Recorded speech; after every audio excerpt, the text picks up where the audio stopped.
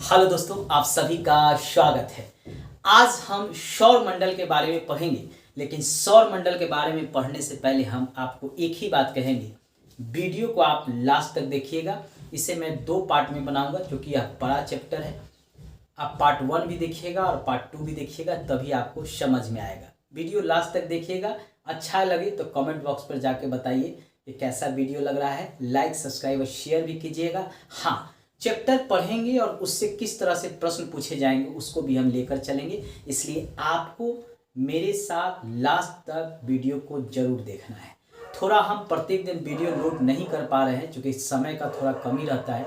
Coaching में पढ़ाने के दौरान समय नहीं मिलता है, लेकिन मैं आपके लिए कोशिश करूँगा कि एक वीडियो जो है प्रत्येक दिन आपके लिए बनाकर लोड कर दूँ ताकि आपको इससे फ़ायदा होगा। चलिए सौर मंडल के बारे में जानते हैं कि सोलर सिस्टम आखिर कैसे काम करता है क्या, कैसे सौर मंडल का निर्माण होता है, उसको पहले हम जानते हैं। देखिए, नीहारिका का निर्माण हाइड्रोजन गैस से बने बादल से होता है। नीहारिका का जो निर्माण होता है वो हाइड्रोजन गैस से बने बादल से होता है और उससे जो है सौर मंडल का निर्माण होता है। यानी नीहारिका से ही सौर मंडल का निर्माण होता है और नीहारिका का निर्माण जो है हाइड्रोजन गैस से बने बादल से होता है। इसको जरूर याद रखिएगा।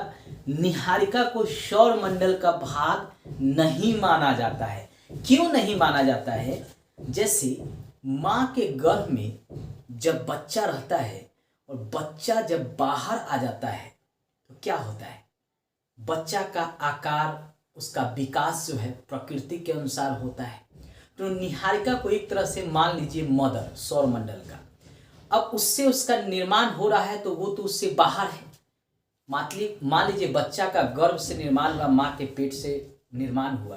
पेट में ही 9 महीना तक बच्चा जो है उसका विकास होता है, लेकिन बच्चा जब बाहर आता है तो क्या होता है? अपने आप उसका विकास होता है।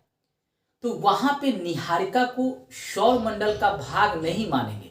सौर मंडल जस्ट लाइक बच्चा हो गया और नीहारिका उसकी माँ हो गई। और नीहारिका का निर्माण कैसे होगा? तो वह जो है हाइड्रोजन गैस के बने बादल से होता है। इसीलिए एग्जाम में प्रश्न पूछा जाता है कि क्या नीहारिका सोलर सिस्टम सौर मंडल का भाग होता है? तो नहीं होता है।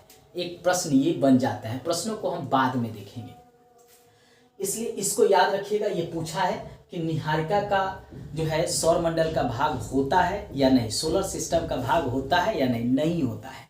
ठीक है, अब सौर मंडल क्या है इसके बारे में जानिए। सूर्य के चारों ओर घूमने वाले ग्रहों, उपग्रहों, धूमकेतुओं, उल्काएं, क्षुद्र ग्रह आदि को सौर मंडल कहते हैं।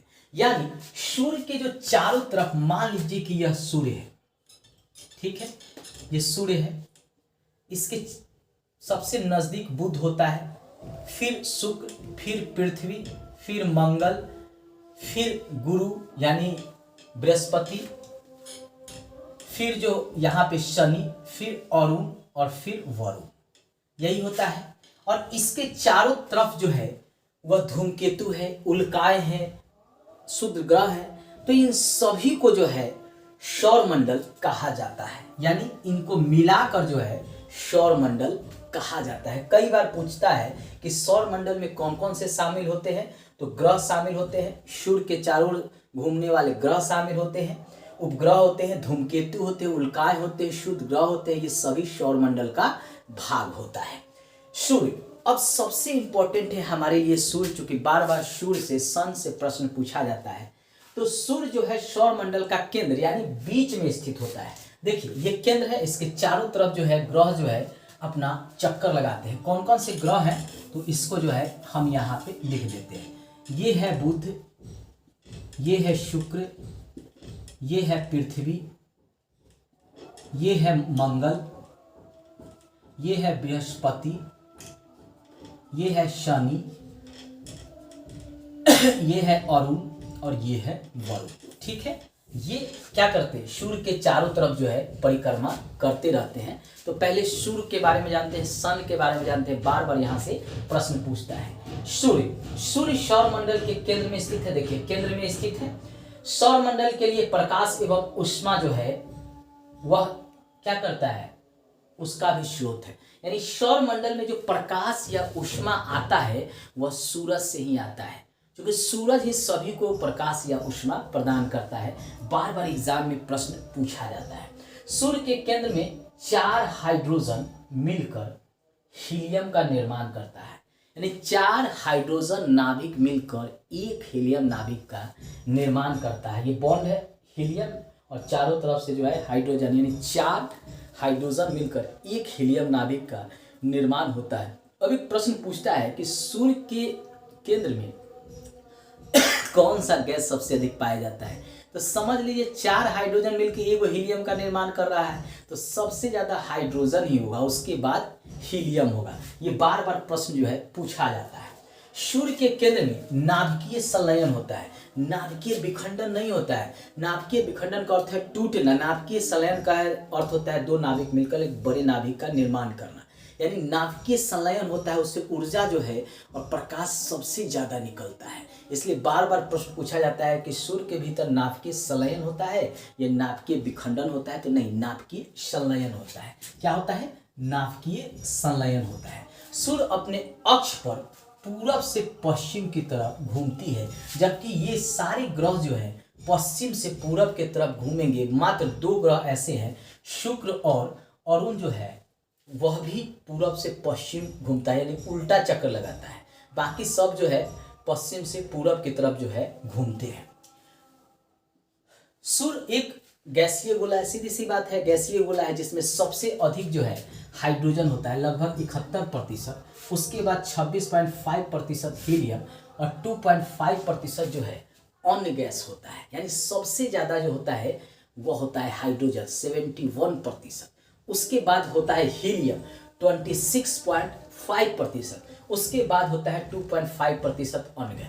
अन्य गैस में भी 1.5% जो है नाइट्रोजन, ऑक्सीजन, नियान ये सब होता है, और 1% लोहा और जो है मेटल होता है, धातु होता है। ठीक है, इसमें भी विखंडन, इसमें भी बांटा गया है। ठीक है, तो याद रखिएगा, बार बार प्रश्न पूछता है कि सबसे अधिक जो है सूर्य के अंदर कौन होता है, तो हाइड्रोजन होता है, फिर हीलियम होता है। सूर्य से पृथ्वी तक प्रकाश पहुंचने में 8 मिनट 16 सेकेंड का समय लगता है। किसी किसी बुक में 8 मिनट 20 सेकेंड भी दिया हुआ है। तो आपको ऑप्शन देख के वहां पे समझना होगा कि क्या हम यहाँ पर टिक लगाएं। ज़्यादातर जो है 8 मिनट 16 सेकेंड के साथ ही जाइएगा। सूर्य का प्रकाश पृथ्वी पर पहुंचने में 8 मिनट 16 सेकेंड का समय लगता है। अगर 8 मिनट 16 सेकेंड न रहे, 8 मिनट 20 सेकेंड रहे या 8 मिनट रहे, तो भी आप जा सकते हैं। ऑप्शन देख के आप एग्जाम में टिक लगाएंगे। उसके बाद सूर्य के बाहरी सतह का तापमान जो है 6000 सेल्सियस होता है, यानी सूर्य है इसका जो बाहरी जो सतह है इसका तापमान जो है वह होगा 6000 के करीब। ठीक है, अब चलिए इससे प्रश्न कैसे कैसे पूछेगा, हम प्रश्नों को भी अब पढ़ते चलेंगे, जानेंगे कि कोई भी चैप्टर आप पढ़िए तो जानिए कि वहाँ से प्रश्न कैसे आएगा। बार बार जो है आपके एग्जाम में प्रश्न ही आता है। चैप्टर तो हम पढ़ लेते हैं, कोई भी चैप्टर उठा के पढ़ लिया, क्वेश्चन हम देखते ही नहीं है कि इस चैप्टर से कैसे प्रश्न आते हैं, इसको देखना भी जरूरी है। यहाँ तक हमने पढ़े, अब इससे कैसे कैसे प्रश्न बनेंगे आइए हम उसको भी जानते हैं। पहला प्रश्न क्या बनेगा वह भी जानिए। पहला प्रश्न बनेगा कि निहारिका क्या सौरमंडल का भाग है? निहारिका सौर मंडल का भाग है। पहला प्रश्न ये बनेगा, हाँ या ना? नहीं। ए में हम लेते हैं हाँ और बी में लेते हैं नहीं, तो इसका उत्तर हो जाएगा नहीं। सौर मंडल का भाग जो है निहारिका नहीं है। दूसरा प्रश्न है कि सूर्य सौर मंडल के केंद्र में स्थित है, सौर मंडल को प्रकाश और ऊष्मा किससे प्राप्त होती है? दूसरा प्रश्न है सौर मंडल को प्रकाश एवं ऊष्मा किससे मिलती है? किससे मिलेगा? सूरज से या चंद्रमा से? सूरज से। इसका उत्तर क्या होगा? ए में मान लीजिए सूर्य और बी में है चंद्रमा। तो किससे होगा? सूरज से। याद रखिएगा, किससे होगा? सूरज से। तीसरा प्रश्न है कि सूर्य के भीतर कौन सा गैस सबसे अधिक होता है? तीसरा प्रश्न, सूर्य के भीतर कौन सा गैस सबसे अधिक है? सूर्य के भीतर कौन सा गैस सबसे अधिक है? हाइड्रोजन, ए में लेते हैं देखिए यहां पे है ना हाइड्रोजन, और दूसरा में बी में लेते हैं हीलियम। कौन सा होगा इसमें? हाइड्रोजन। ठीक है। चौथा प्रश्न लेते हैं। चौथा प्रश्न, सूर्य के भीतर नाभिकीय संलयन होता है या विखंडन होता है? सूर्य के केंद्र में क्या होता है? ठीक है। अब ए में लिखेंगे नाभिकीय संलयन और बी में नाभिकीय विखंडन। कौन सा होगा? नाभिकीय संलयन। ठीक है। 4 प्रश्न हो गए यहां से। ठीक है। अगला प्रश्न हम ले सकते हैं, सूर्य से पृथ्वी तक प्रकाश पहुंचने में कितना समय लगता है? ठीक है। एक प्रश्न और लेते हैं यहां पर, इसको यहां पे ले लेते हैं। 5वां प्रश्न, सूर्य से पृथ्वी तक